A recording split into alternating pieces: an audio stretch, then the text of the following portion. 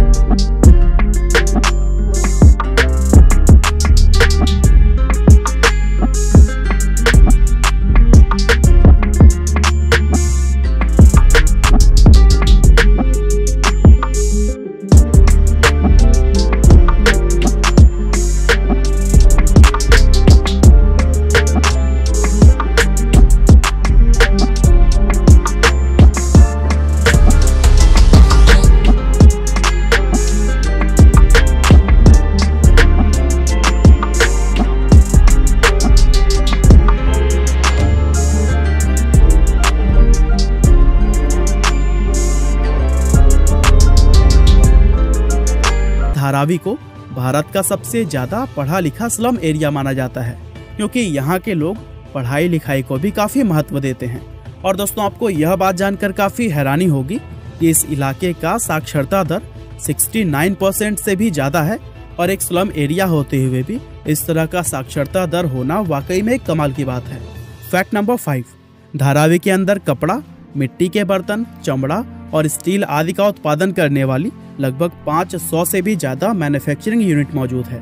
आपको जानकर काफी हैरानी होगी कि झुग्गी बस्ती में लगभग 15,000 से भी ज्यादा सिंगल रूम वाले कारखाने चलाए जाते हैं और इन कारखानों में बने हुए प्रोडक्ट्स कई अलग अलग ई-कॉमर्स वेबसाइट्स के जरिए सिर्फ भारत ही नहीं बल्कि पूरी दुनिया भर में ही बेचे जाते हैं। और यही वजह है कि अकेले ही धारावी की एनुअल इनकम 650 मिलियन अमेरिकी डॉलर से 1 बिलियन अमेरिकी डॉलर्स तक पहुंच जाती है, जो कि किरीबाती, टोंगा और तुवालू जैसे कई सारे देशों की इकोनॉमी से भी कहीं जाता है। और इसी से यह अंदाजा लगाया जा सकता है कि धारावी में चलने वाले ये बिजनेस भारत की इकोनॉमी में भी अपना कितना योगदान देते होंगे। फैक्ट नंबर 6, धारावी में रिसाइकलिंग का काम भी काफी बड़े पैमाने पर होता है और इसी को यहाँ की प्रमुख इंडस्ट्री भी कहा जाता है। इस स्लम के अंदर सिर्फ मुंबई या महाराष्ट्र ही नहीं बल्कि पूरे भारत से आने वाले प्लास्टिक वेस्ट को रिसाइकल किया जाता है और रिसाइकलिंग का यह काम धारावी के 2.5 लाख से भी ज्यादा लोगों को रोजगार देता है। और इस एरिया में प्लास्टिक के अलावा भी ग्लास और मेटल जैसे वेस्टेज को भी रिसाइकल करने का काम किया जाता है और ये काम करने वाला हर व्यक्ति 10 से 14 हजार रुपए प्रति माह तक आसानी से कमा लेता है, जो कि हमारे भारत की मिनिमम मजदूरी वेतन से काफी अच्छा है। फैक्ट नंबर 7, धारावी के अंदर धारावी रॉक्स नाम का एक जंक बैंड है जो कि काफी ज्यादा फेमस है। इस बैंड के अंदर झुग्गी में रहने वाले 12 से 15 ऐसे लड़के हैं जो कि कचरा बीनने का काम करते हैं। और इस बैंड की खासियत यह है कि ये लोग म्यूजिक को बनाने के लिए ओरिजिनल म्यूजिक इंस्ट्रूमेंट की जगह पर पानी के डिब्बे, स्टिक्स, कांच की बोतलें और धातु से बनी हुई कुछ दूसरे चीजों का इस्तेमाल करते हैं और यही वजह है कि यह बैंड इतना ज्यादा क्रिएटिव और टैलेंटेड माना जाता है। फैक्ट नंबर 8, धारावी सिर्फ भारत या एशिया में ही नहीं बल्कि पूरी दुनिया में प्रसिद्ध है, क्योंकि भारत घूमने आने वाले विदेशी लोगों की लिस्ट में इस स्लम एरिया का नाम सबसे ऊपर रहता है। वैसे यह बात काफी हैरान करने वाली है कि आज भारत घूमने आने वाले विदेशी लोग दिल्ली और ताजमहल जैसी फेमस जगहों को छोड़कर धारावी घूमना ज्यादा पसंद करते हैं और यही वजह है कि आज इन विदेशी लोगों को धारावी का गाइडेड टूर भी ऑफर किया जाता है और इस गाइडेड टूर के जरिए ये विदेशी लोग धारावी के जीवन को काफी बारीकी से देख पाते हैं।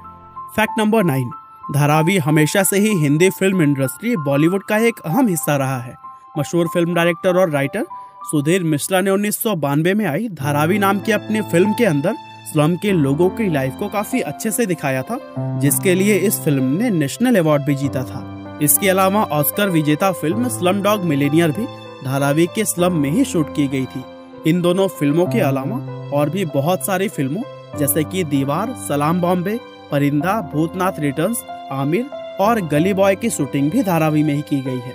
और इन सब के अलावा बॉलीवुड में काम करने वाले जूनियर कलाकार सबसे बड़ी संख्या में धारावी से ही आते हैं और यही वजह है कि बॉलीवुड और धारावी का यह नाता अटूट है।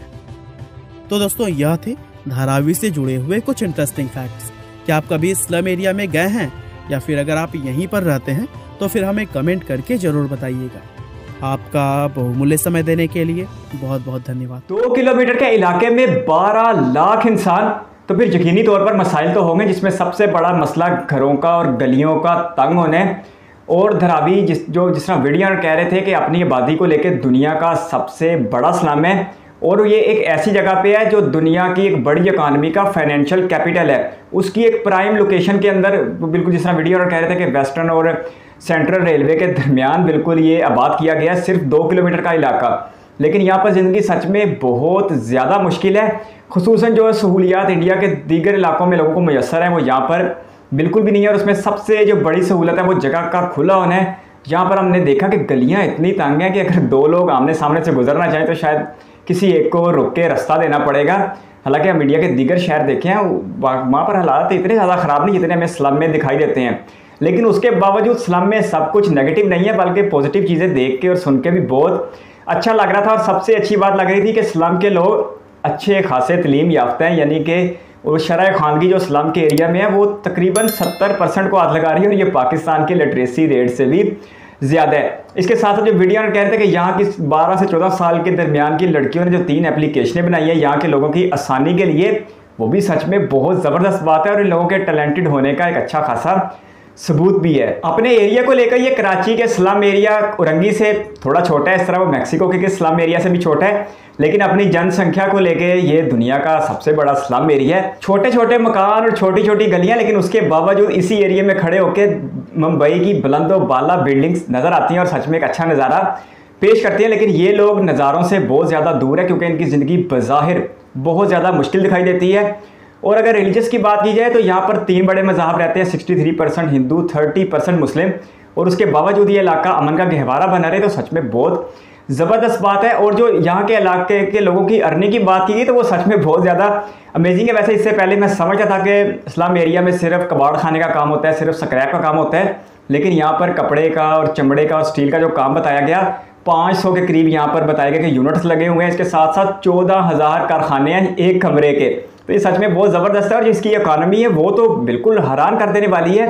$1 बिलियन की इकॉनमी सिर्फ इस स्लम एरिया की है। ये बड़ी ज़बरदस्त बात है। रिसाइकलिंग के काम को देखकर लगता तो ऐसे है कि ये बहुत गरीबों का काम है, लेकिन जो ये लोग काम कर रहे हैं वो सच में अच्छा खासा कमा भी रहे। जैसे वीडियो में कह रहे थे कि ये लोग 14,000 भारतीय रुपए से कमा लेते हैं आसानी तक महीने का, और ये भारत के बहुत से लोगों की निस्बत अच्छा खासा ज़्यादा है। तो इसलिए आज से स्लम तो फिर एक बिज़नेस एरिया भी, और यहाँ के लोग अच्छी खासी बिजनेस का ज़ेन रखते हैं और कामयाबी के साथ अपने वक्त को धक्का लगा रहे हैं। धरावी रॉक बैंड का सुन के बहुत अच्छा लगा कि कैसे 12-14 ये लड़के जिनके पास किसी किस्म का वसाइल नहीं है, वो ड्रमों की मदद से और कांच की बोतलों की मदद से और स्टिक्स की मदद से एक गुलूकारी का दौरा शुरू करते हैं, यानी कि एक अपना ब्रांड उन्होंने बनाया। ये बड़ी ज़बरदस्त बात है। लेकिन मेरे लिए सबसे ज़्यादा अमेजिंग बात ये थी कि फॉरेन टूरिस्ट यानी गैर मुल्की सयाह दिल्ली और आगरा में इतना नहीं जाते जितना मुंबई के स्लम एरिया में आते हैं। शायद उनके लिए ये एक नई दुनिया होती होगी और इसे देखने का उनको बहुत तजस्सुस होता होगा कि कैसे लोग छोटे छोटे घरों में छोटी छोटी गलियों में रहते हैं और जिन लोगों को बुनियादी मसाइल का सामना है। यहाँ पर मौसम हद से ज़्यादा रहता है जिसकी वजह से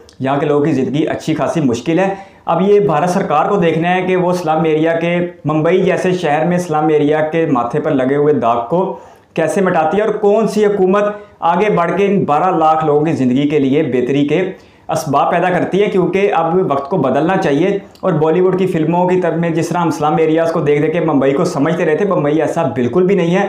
और मुंबई उभरती हुई मैशत का उभरता हुआ शहर है, फाइनेंशियल कैपिटल ऑफ इंडिया। इससे अब बेहतर होना चाहिए और मुंबई के जो पहलू में ये दाग लगा हुआ है स्लम का, इससे अब बिल्कुल ख़त्म होना चाहिए। इन लोगों को भी इंडिया के दीगर हिस्सों के बराबर रिहायशी हकूक़ मिलने चाहिए और इन लोगों की ज़िंदगी में वाज़ेह बेहतरी आनी चाहिए ताकि पूरे मुंबई की तरह इन स्लम में रहने वाले 12 लाख लोगों की ज़िंदगी को बेहतर किया जा सके। बाकी फिर से कहूँगा कि स्लम एरिया के लोग वाकई सच में बहुत टैलेंटेड हैं और अच्छे खासे अमीर भी हैं, बस इनका रहन सहन देखने में गरीबों की तरह लगता है। आपके कीमती वक्त का शुक्रिया। अगर आप भी किसी वीडियो पर रिएक्शन चाहते हैं तो अपनी कीमती राय कमेंट बॉक्स में ज़रूर दीजिएगा। इस वीडियो को कीमती समय देने के लिए बहुत सारा धन्यवाद।